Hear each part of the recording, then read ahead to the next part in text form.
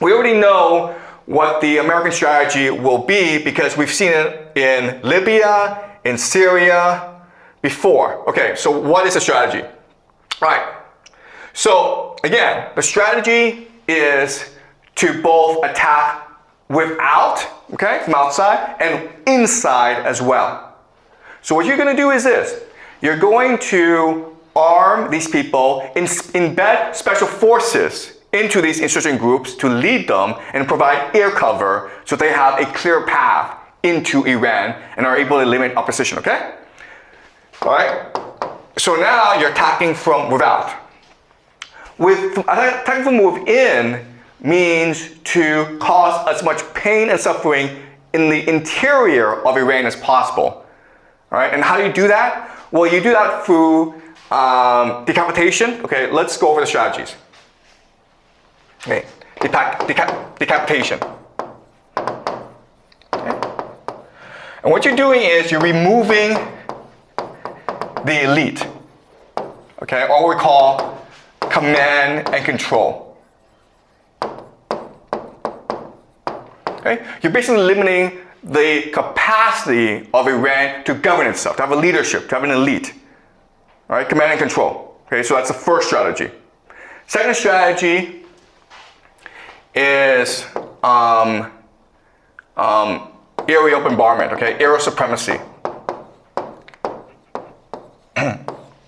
So again, America has the most advanced airplanes in the world, and the way that it's using its airplanes is to destroy as much military installations as possible, but it's also engaging in acts of sabotage, okay? So what they're doing is they're carpet bombing. Okay, so they're carpet bombing Tehran, okay? They're doing soft targeting. Soft targeting. Soft targeting means that instead of attacking military installations, you attack hospitals. Why? Because you're degrading the capacities, you're degrading the state's capacity to rejuvenate itself, to be resilient, okay? Now, the last thing is something called double tap. Double tap is this, okay? And it's really illegal or against international law. What you do is this. You attack a place, right? You kill some people, and then people try to come and help the people who are injured. And it could be like doctors, it could be emergency personnel, it could be relatives, right? And then you strike again to create as many civilian casualties as possible, right? And the entire idea is to create as much fear and anxiety in people as possible so that they lose the capacity to resist, right? And the last thing you do, and the last thing, of course, is to arm and bribe insurgents. Okay, so these are the three main pillars of the American strategy, and you will see this over the next few weeks. The problem with this is that when you do these three things, you're not actually hurting the Iranians, you're actually helping them. Because remember, the law of asymmetry states that whichever group is able to create energy, openness, and cohesion will win. And guess what, guys? This American strategy is going to create a more energetic, more open, and more cohesive Persian society. All right, let me show you how. All right, decapitation. We just said that one major problem for America is elite overproduction, right? Well, with decapitation, what you're doing is you're solving this problem for the Iranians, right? Before, the huge problem for the Iranians were you have too many leaders and they all have their own stupid opinion and they all want to lead this war, right?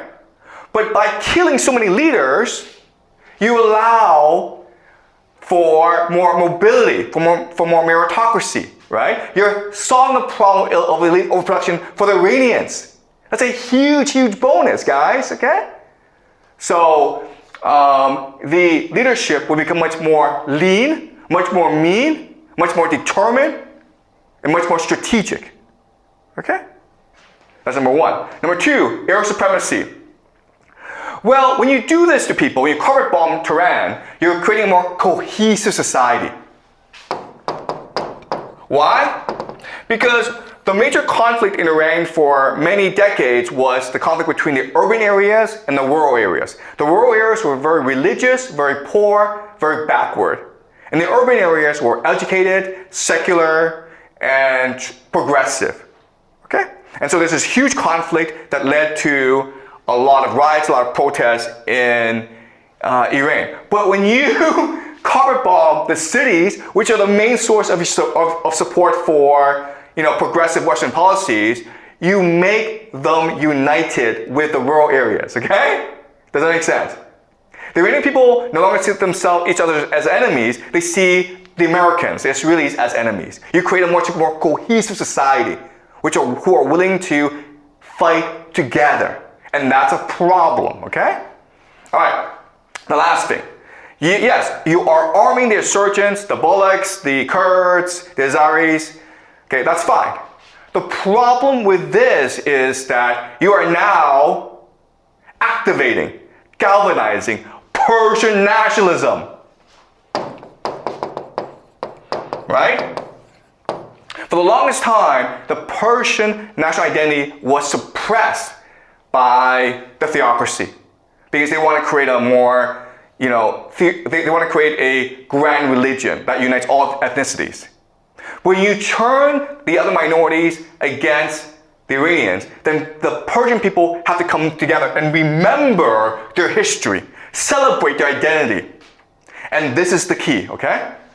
Once the Persian people are able to activate their long-lost memories, go back in the past and remember their greatness, they come together as an energetic, open, and cohesive society.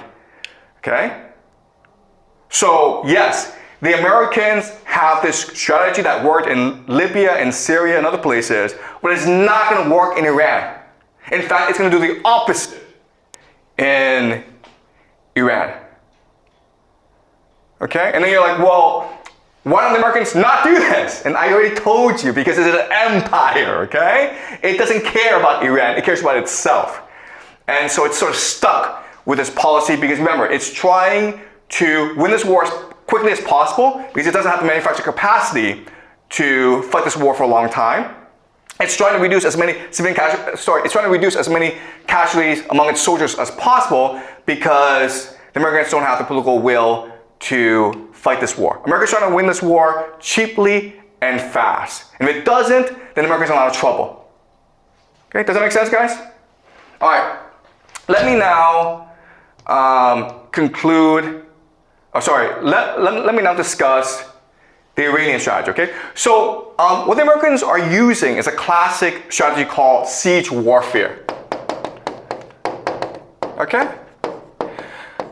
And so what the Iranians are going to do is they're going to respond with a classic strategy called guerrilla warfare.